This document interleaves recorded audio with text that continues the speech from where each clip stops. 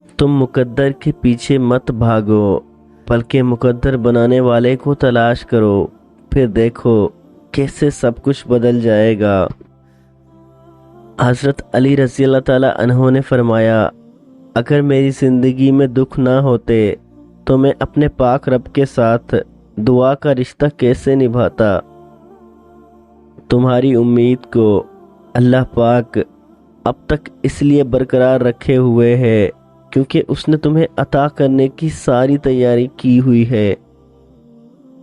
ہمت کر، صبر کر، بکھر کر بھی سنور جائے گا، یقین کر، شکر کر، وقت ہی تو ہے گزر جائے گا۔ اور پھر لے آتا ہے اپنے بندے کو اس راستے جس راستے وہ اللہ پاک پر کامل یقین رکھنے لگتا ہے۔ اللہ پاک کا منصوبہ آپ کے خوابوں سے بہتر ہے۔ دنیا میں ایسا کچھ بھی نہیں جس پر تمہارے پاک رب کا اختیار نہ ہو۔ پردہ رکھنا سیکھو، بالکل ویسے جیسے اللہ پاک نے تمہارا پردہ رکھا ہوا ہے، کیونکہ ہم سب نے ایسے راز چھپائے ہوئے ہوتے ہیں کہ جنہیں اللہ پاک بے پردہ کر دے تو ہم ایک دوسرے کو دفن تک نہ کریں۔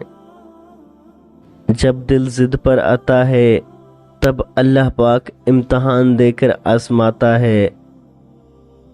محبت تو اللہ پاک کی صفت ہے، محبت کرنے والا شخص بد کردار نہیں ہوتا۔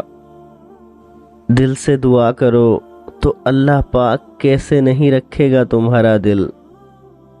جو آنسو ہم اللہ پاک کے سامنے بہاتے ہیں وہی آنسو ہمارے لیے سکون کا باعث بنتے ہیں۔ جس نے محبت بنائی ہے بس وہی اس کا حقدار ہے۔ اس دنیا میں تم مہمان ہو اور تمہاری آرزویں بھی۔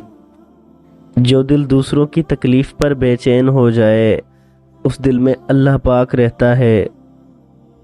تمہارے چاہنے سے کچھ بھی نہیں ہوگا جب تک اللہ پاک نہ چاہے۔